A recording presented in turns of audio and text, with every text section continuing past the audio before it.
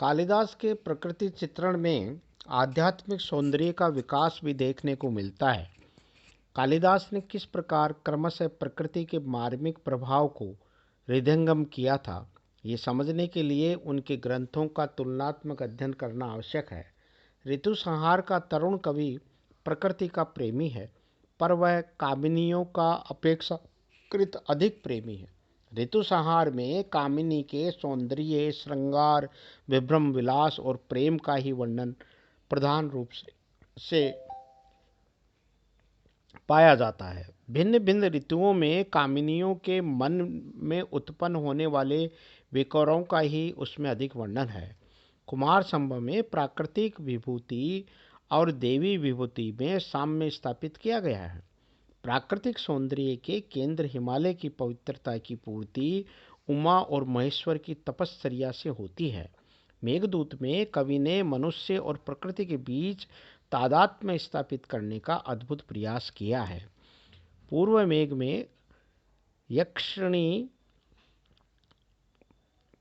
विरही यक्ष सृष्टि सौंदर्य का दर्शन कर अपने दुखी हृदय को आश्वासन देता है। उत्तर मेघ में वह प्रकृति के संयोग में अपनी प्रियतमा के अतीत एवं भावी मिलन सुख का स्वप्न देखता है। रघुवंश में कवि कुछ और ऊंचे स्तर पर पहुंच जाता है।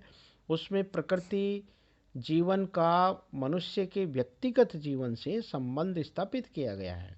उसमें कवि ने दिखाया है कि प्रकृति जीवन से वियुक्त मानव जीवन की समाप्ति, आध्यात्मिक ह्रास, सामाजिक दुर्दशा तथा राजनीतिक अवनति में जाकर होती है। किंतु कवि की सर्वोच्च प्रतिभा का निदर्शन प्रकृति के संदेश का मार्मिक उद्घाटन अभिज्ञान शाकुंतलम में जाकर हुआ। आद्योपांत मानवीय भावों का चित्रण करते हुए भी अभिज्ञान शाकुंतलम सर्वत्र मनुष्य का प्रकृति के साथ मधुर संबंध स्थापित करता है। प्रथम अंक में ही नगर के वासनामय विलास और तपोवन के अकृत्रिम वैभव के तारतम्य पर प्रकाश डाला गया है। इंद्रिय वासना की तात्कालिक लहर शांत होते ही हम प्राकृतिक और आध्यात्मिक सौंदर्य के उच्चतर स्थान पर पहुंच जाते हैं। मृत्युलोक और स्वर्गलोक के मध्य स्थानीय हेमकूट पर्वत पर महर्षि मारीच के पावन तपोवन में न केवल प्रेमियों का पुनर्मिलन होता है, अपितु अंतः और बाह्य प्रकृति के चिरंतन संयोग की पुनः प्रतिष्ठा भी होती है। प्रकृति में शील और सदाचार के दर्शन भी महाकवि कालिदास ने करवाए हैं। कालिदास की प्रकृति केवल मानवीय भावनाओं से ओतप्रोत ही नहीं है, अपितु वह हमें सत्य, सदाचार और शील का उदात्त पाठ भी पढ़ा रही है। अभिज्ञान शाकुंतलम के पंचम अंक में ये दिखलाया गया है कि राजा धर्मासन से उठा ही था कि कण्व के शिष्य पहुंच गए। राजा को उनके आगमन की सूचना देने में कंचुकी को संकोच होता है, परंतु उसे तुरंत राजधर्म की अपरिहार्यता का ध्यान आ जाता है। भानु सकृद युक्त तुरंग इव रात्रिम दिवम गंधवः प्रयाति शेषः सदेवा हित भूरि भारः षष्ठांश व्रतेरपि धर्म एषः। सूर्य एक बार ही घोड़े जोतता है, वायु दिन रात बहता है, शेषनाग सदा ही भूमि के भार को धारण किए रहता है। छठा भाग देने वाले ये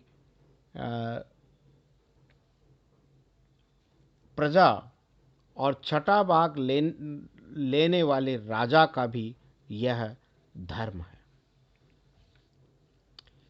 इसी प्रकार आगे राजा की प्रशंसा में एक भाट कहता है, स्वसुख निर्भिलाषः खिद्यते लोक हेतो प्रतिदिन मथवा ते व्रतिरेव विधिव अनभवति ही मूर्धना पादपस्तीव्रमुष्णं शमयति परितापम छायया संसृता नाम।